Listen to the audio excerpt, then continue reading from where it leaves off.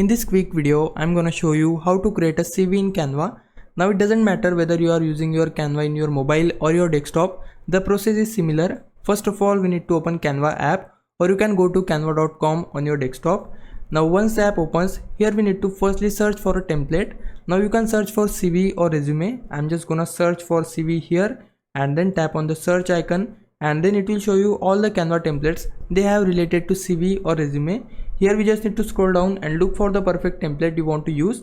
Now you can see there are some templates which have pro icon next to them, which means that these are paid templates which needs Canva Pro subscription. I don't have that subscription, that's why I'm just gonna go for a template which doesn't have that icon. Now I want to go for this template here, so for that I just need to select it, and then it will open that template on your Canva editor. Now you can do the same process on your desktop, and on this editor you can customize everything, such as changing your image, changing the text. So let's say I want to change this text to my name. So for that I need to double tap on it, and then you can just type your own name here, which is Rahul Sharma in my case. Now once you type your text, you can just go back from here and then just click outside of your canvas.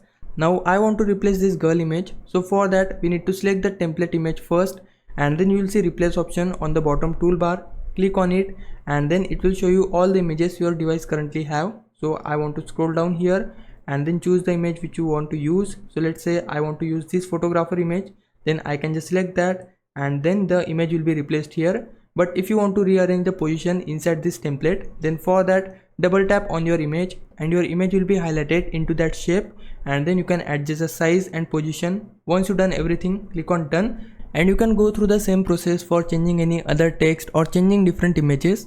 And if you want to download this resume, then for that click on the download icon from the top, and then it will start preparing your design and the image will be downloaded in your gallery. Then you can go to your gallery and open the image there. Now if it was a big help, can you like this video and subscribe my channel. For now, thanks for watching. Bye bye.